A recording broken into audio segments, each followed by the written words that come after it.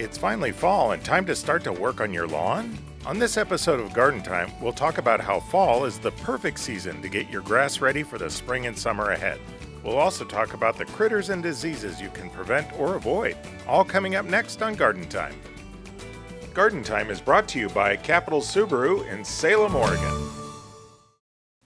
For 75 years, Al's Garden and Home has been a favorite destination of local gardeners. Starting in a small roadside fruit stand off of 99E in Woodburn by Al Biggie, Al's has grown to 4 retail locations in the Portland metro area that also includes a huge growing operation near Hubbard. To ensure that you get the highest quality, Al's grows over 80% of the plants they sell. This 4th generation family-owned business is now one of the most recognized garden centers in the country. Stop by one of our 4 locations to learn why Al's is the first stop for Northwest gardeners. Here at Capital Subaru, we are family. From you, our customers, our coworkers, and even our actual family members work here. This is my son, Casey. We're generations ahead of the competition, and we're always working to keep you and your family moving. We're here for you. We make it easy to join our Capital Subaru family. All the support you need, from sales and financing to service and parts. We'll be here for you for generations to come. And generations after that. I'm Blake. And I'm Casey. We make it easy to join our Capital Subaru family. Where it's your way on the Parkway. Welcome to the Garden Time Podcast. We're based in the Pacific Northwest of the United States in a Zone 8 region. This zone deals with plants that can survive in 10 degrees Fahrenheit or warmer. I'm producer Jeff Gustin with your hosts Judy Alaruzzo and Ryan Seeley. Welcome to the Garden Time Podcast. We're at Al's Garden Home in Wilsonville, and today we're talking about lawns, and we're with Tom Combs from Bonide. And so, you know, it's the fall, it's September, and I think that maybe the lawns are kind of looking kind of scraggly. I mean, maybe at golf courses, and I know yours does. I've been to your home, yours is beautiful, but maybe the rest of us, we might need some troubleshooting, or maybe what can we do to make it look better? Well, it has been a long, hot, dry summer, Yeah. and when you say kinda, lawns are looking rough, right? There's been a lot of heat. You know, we had a strange spring, right? It was wet, it was cool, and then immediately went into summer and extreme high temperatures. So a lot of stress put on the lawns. And so with that came insects. I saw a lot of disease that attacked our lawns this year.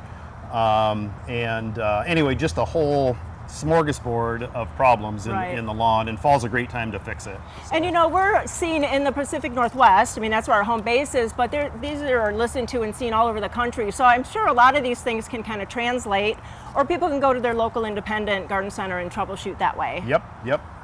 Like we have here in front of us, a lot of things we can throw out the problems, whether it's in the lawn, the grass itself, or just in the landscape in general. So one of the nice things about the company I work for, Bonide, is we have synthetic products to control weeds, insects, disease, but we also are bringing new natural and organic solutions to all of those. So some of them are in front of us, and we're going to talk about them, and happy to be here. Great. Yeah. So a lot of people have kind of let their lawns die out through the summertime. You get tired of watering it, dumping water, they turn brown. They're going to kind of rejuvenate. Yep. Others, like me, I've tried to do my best to keep it alive, and I have green, but there's definitely spots that are not real healthy. So what's the first thing we need to look at in our lawn as we start going into fall to rejuvenate it and kind of make it green? Yeah, that's a good question.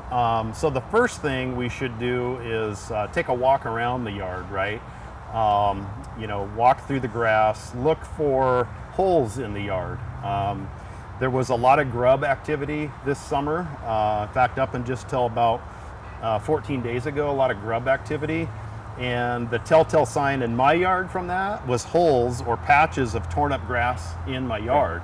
And so I had skunks, I had raccoons, I also had squirrels, but they're all digging in the grass, tearing it up, looking for a food source. Because I've had this same issue with me. I would go out in the middle of the day, lawn was fine in the morning, come back in the afternoon, and it is so scratched up and there's so much grass that's been pulled up.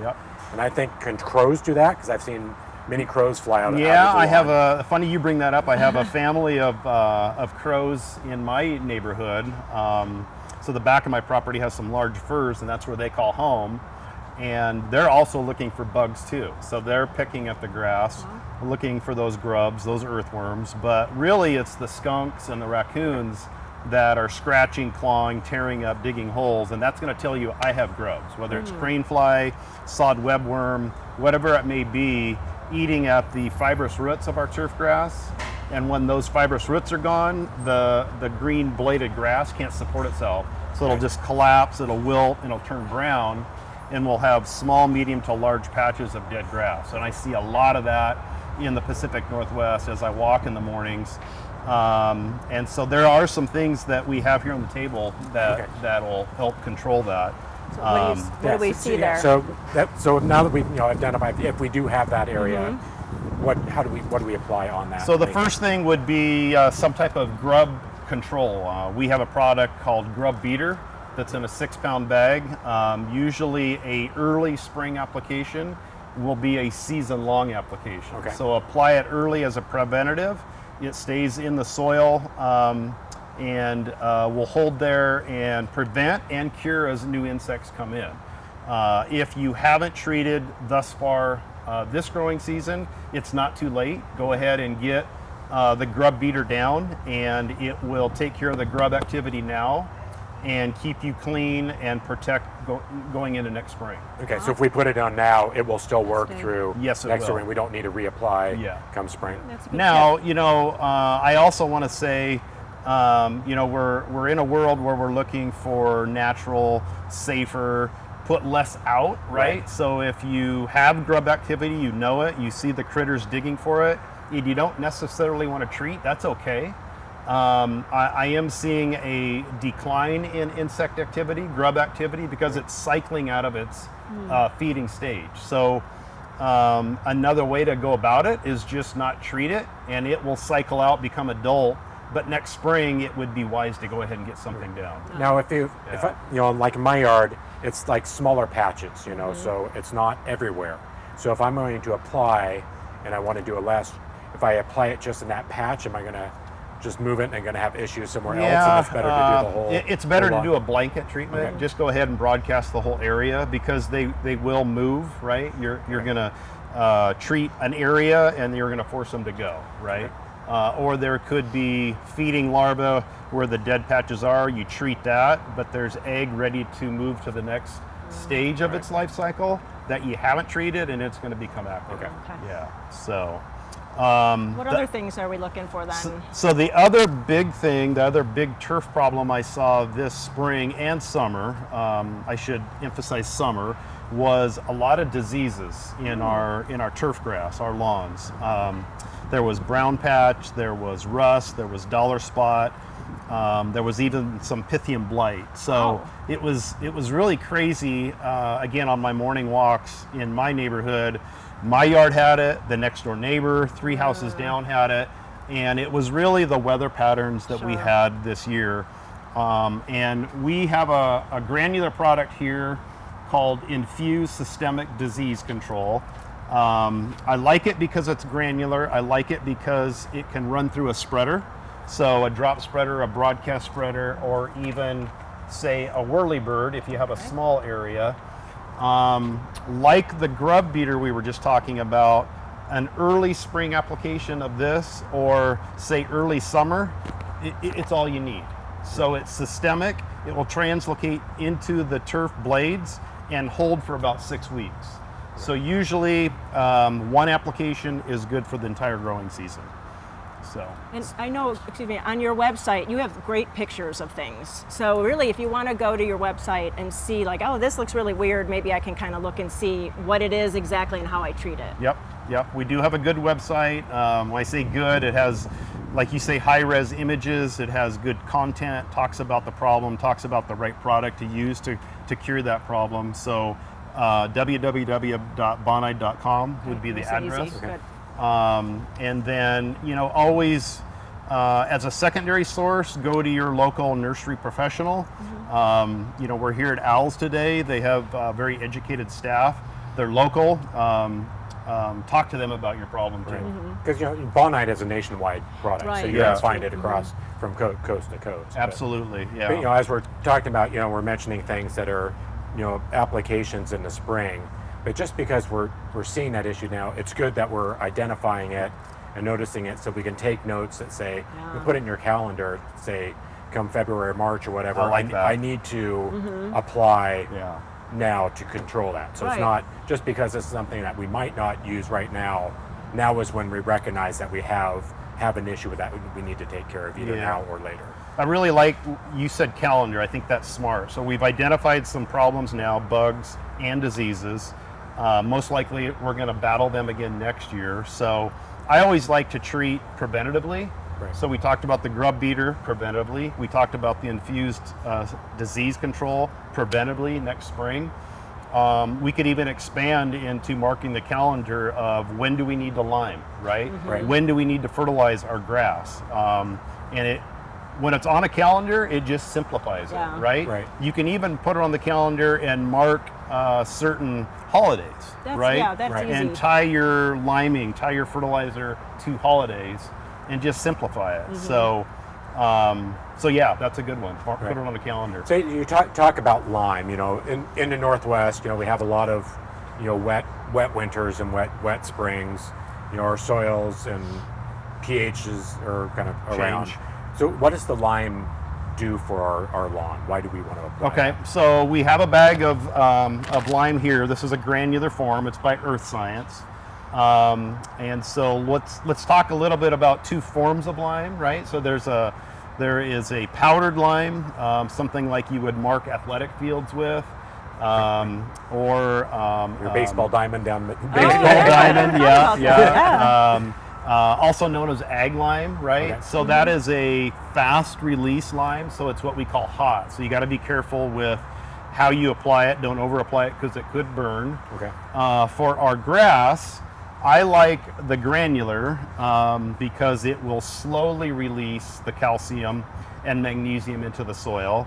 And to answer your question, it's a long-winded answer, but I'm getting there, is what does lime do? Well, in a grass setting, we want to apply it spring and fall every year. It's a annual event. And what it will do to the soil is bring the pH back up. So over the winter, we get rain, and the pH drops. It gets diluted by all that moisture, right? So apply it in the fall, we'll get that pH back up to 6.5 to 7, which is ideal. Okay. And then again, hit it early spring, and then hit it fall. Hit it early spring, hit it early fall.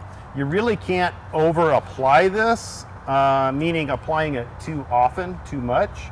By putting it on in clumps, that's a problem. But applying it consistent and often is okay. Right. We want to get the pH at that 6.5 to 7 because that makes any nutrients laying in the soil available to the plant to take up. Okay? Yep. And so that's a key, lime is a key component to keeping our turf grasses golf course quality green, right? That lush, thick green. Okay? So that's so we lime. talk about the pH, being certain levels. For the homeowner that maybe is confused about how do they take a pH of their lawn or their soil? Well, guess what? We do have testing kits, not Bonide, but your local garden center has testing kits. You can get simple tests that will test for NPK, right? $12.99, $15, somewhere in there, or you can get elaborate and test for micronutrients and other things that could be in the $35 to $40 range. So really for testing the pH, just a simple test, and that will accurately tell you where is the pH range in my soil. And then what you need to do And what you need to apply do. And we've been talking about grass and pH, but really, if you're out testing the dirt in your lawn, go ahead and test the raised bed. Right. Go ahead and test the vegetable garden, because that's going to help you grow healthier plants also. Right. And it's a simple. It's very thing. simple. I mean, it's a fun science project. It feels like you're in, Earth science or something. Exactly. But it's a lot of fun. And I think that the information, because it's like, why did my tomatoes not do well? Yep. Why are my perennials not doing well? And it's like, because of that acidic soil, it might be too acidic. Exactly. Right, because when you're talking about, as we're trying to do, more with less in our yard, it's easy to over apply things or put things down that we don't necessarily need to do. So I think it's this, as we're evaluating our yard and looking at these telltale signs of identifying and making sure that we're applying. Yeah, correctly. this is one area I wouldn't skim. Good. Lime in your lawn, lime in your vegetable garden, lime in your flower garden. That's an area I wouldn't skim. Yeah. Because it'll make you more successful next spring and through the growing season. Okay. Yeah. So we have our pH, taken care of. We've addressed kind of the bugs and some of the disease areas. What are other areas that we should be looking at in our lawn to keep, to try to rejuvenate it, revitalize it? So maybe we ought to tackle, is it a good time to overseed? Is it a good time to plant a new lawn, right? Can I fill in the bare spots, or is it okay to go ahead and just start over and put it in a new lawn? And fall's my favorite time to do that. We have some nice warm days, but it takes all day to get warm, right? So we start off cool. There's a nice heavy dew on the grass or on the ground, and it just is the best time for grass seed to germinate. Right. So now, between now and say Halloween would be like your window to do it. So if you have a lawn that is just struggling and you feel like, hey, I need to start over, go ahead and do it. So what I would do is spray it with a general weed control, a herbicide. We sell one that is considered organic. So this is Captain Jack's Dead Weed Brew. So this will do everything that your traditional vegetation killer will do, but it is plant-based, so it's approved for organic gardening. Excellent. There's no leaching, there's no holding into the soil particle for a long period of time. So if you're wanting something a little softer, I would go Dead Weed Brew. If you want a very thorough control of the vegetation, meaning down through the roots, then I'd probably lean our Cleanup HE. This is what I call a synthetic weed and grass killer. But my point is, we have two options, and what I would do is just go out and spray the area that you want to redo. Stop watering, stop fertilizing, just kind of walk away from it until it turns brown. Then we're going to mow it and scalp it, get as low as we can. Probably be a good idea to run a thatcher over it to remove some of that thatch. It'll also slightly level it off, right? Which is important because we don't want to be bouncing around when we're mowing. And then it's about bringing in some fresh soil to kind of top dress that area, seed it, lime it, fertilize it, cover all that with just 1/8 of an inch of bark dust or peat moss, and then it's time to keep it moist. So don't let it dry out, don't flood it, but keep it moist for 7 to 10 days.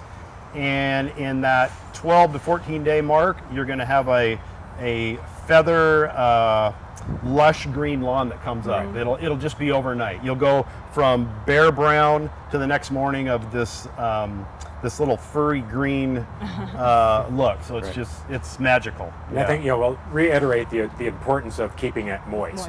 Yeah. Because I think some people will reseed into a lawn that's not been cut down, and that grass seed is just kind of suspended in the blade of grass where it's not touching the dirt soil. Yeah. And then once that grass seed starts to germinate and develop, the minute it dries out, it's done, and it's not going to regerminate. So then you've lost it. So it's by having that, either like rolling it, having that soil down to make sure that it's in contact with. And then for seed, I know there's lots of different seed for different areas. So really check what grows the best in your area. Yep. Because that really matters. I mean, I know people think, oh, I used to live in that state and I want to do that seed, and sometimes it just doesn't work. Like people out here want to do blue fescue, and it's like it just doesn't work. And so, that's like a Midwest thing. So absolutely, you really have to check your area. Yeah, check the area. Some of my favorites for the Pacific Northwest would be a perennial ryegrass, which should be and hopefully is in most of the blends sold in the area. So a perennial rye would be like an all-purpose, can grow in sunny conditions, can grow in shady conditions. So that would be kind of like an all-purpose turf-type grass seed. Some of the new fescues are nice. In fact, we have, what was it called? Water Warden. Water Warden. Yeah. That one. This one is a fescue mix, and it is some special varieties of fescue that are, what do we want to call it, drought resistant, right? So it takes less water. That's nice. I do like the texture. I like the color. I like the thickness of the blade of a fescue, and you typically can mow it a little bit taller. Oh, that's nice. So I have found mowing a fescue at about 3 inches makes for a really nice looking lawn. Nice. Yeah. Because it also, a lot of people, try to get that, golf putting green Oh, yeah. short. That's super hard. short. It's hard to keep that lawn moist. Yeah. Right. And I found this year I started raising my mower up one setting, and it really did make a difference having just a little bit longer. Absolutely. It wasn't drying out. Yeah, nearly. that's a It was great nice. tip. Yep. Yep. Yep. And then what about, so if you're, you could do a whole overseed of your whole yard, but what if, there's products that you can do just if you have like a little patch that's died out, right? Yeah, there's all kinds of patch kits available. This one here is Major League brand. They call it the Grandstand Lawn Repair Kit. So you've got, what do you got? Ryegrass, you got some fescue in there, and then they include the mulch, right? So again, that's the cover. When that mulch gets wet, it holds everything there, Right. kind of like glue.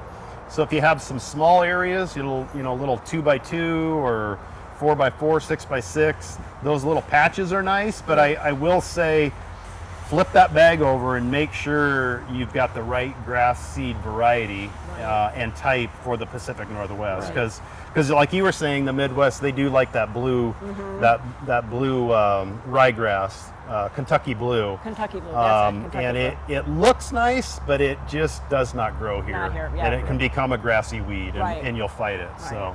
So Tom, now that we kind of got our lawn figured out and rejuvenated and ready to roll, going through winter and into next spring, what else do we need to be looking at in our yard?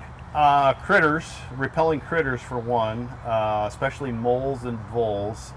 Probably not a lot of gophers in the Pacific Northwest, but there are a lot of voles. If you don't know what a vole is, about the size of a field mouse, looks a lot like a field mouse, but a vole will be just slightly under the surface of the dirt or in your lawn and will just go crazy and tunnel, right? Okay. So it's not the big mounds of dirt. It is not. It will It's not the- have a it's the mound of raised dirt. little tunnels. Okay. Yeah, it'll just be burrowing, I guess is the best word.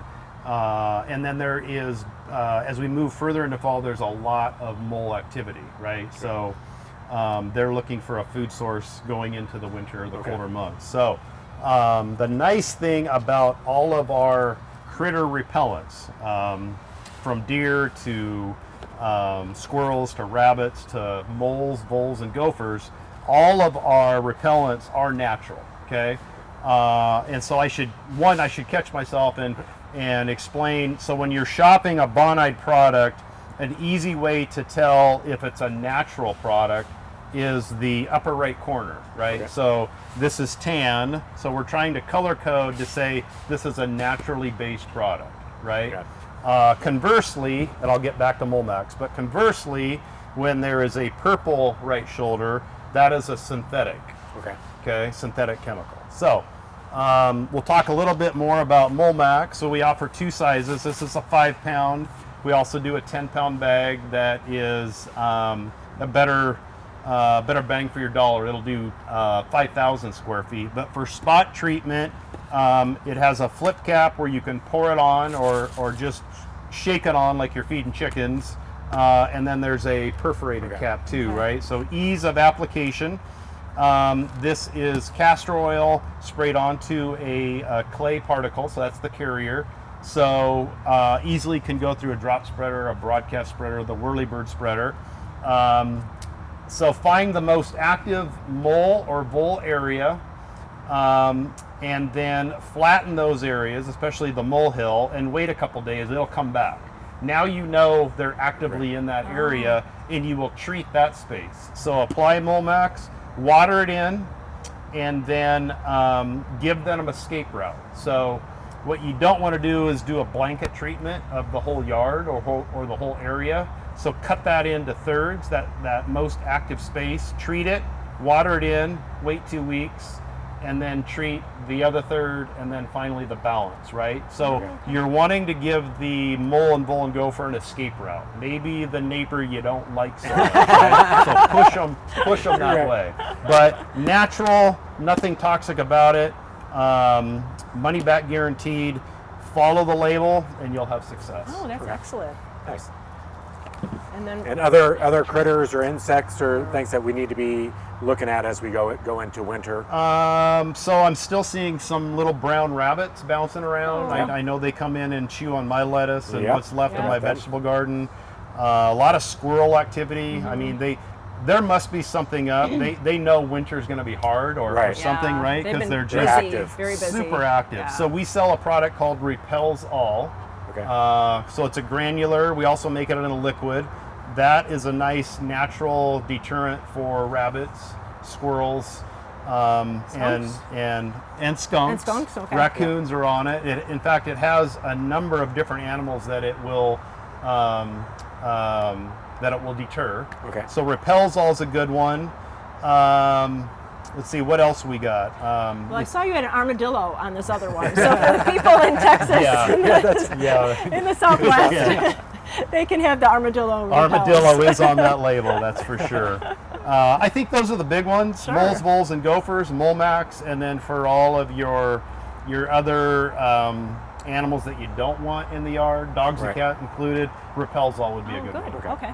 Yeah. Now Bonide has, we're just kind of touching on the surface of the amount of products that Bonide carries, and it's kind of a one source shop for everything you could possibly control. We do have a few in your yard nationwide. So if people are looking for a little bit more information on what else is available, where's the best place for them to go check out? Probably our website. So bonide.com would be the first step.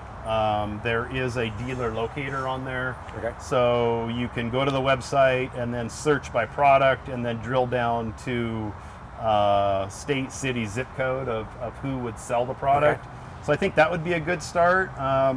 Because we're sneaking up on 100 years and we distribute and sell across the U.S. Most Bonide products can be found at independent garden center, hardware stores, farm feed and ranch stores. So I guess start at the website, use that dealer locator, or just shop your local retail merchant. Right.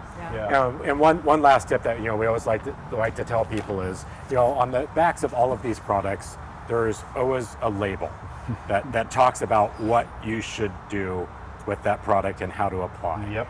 And that's a very important point to bring up, is not to over apply it at the wrong time of year, or apply the wrong amounts. It's very important to follow the label. Yeah. And your company, any company, spends millions of dollars testing, and you have to do that. I mean, that's the law for the U.S. And so really, we trust you. And so, but we have to read it, because so many times people don't read it, and it's like, then you get into trouble. And so we really can't express that enough to do that. Yeah, I think I couldn't have said any better what you both just said, and I'm sensing you wanted to say labels the law, right? so in my world, it really is. We go through a lot of effort to get the right verbiage, the right pest that a certain product is going to control. So label really is the law. And we spend a lot of time with clear mixing directions, clear application directions. So the label is going to say problem solution, right? It's going to identify by picture what the problem is, and then the product's going to tell you this is the solution, but it's the back of the label that is the law, right? So good point. Do follow that. Yeah. Well, this is so informative, and we always enjoy having you so much. Thank you. So thank you so much. And Yeah, so thank you to Al's for having us out today. Tom from Bonide, thank you for being with us and educating bet. us. And we'd also like to thank Capital Subaru for sponsoring the podcast today. And we will see you out in the garden next time.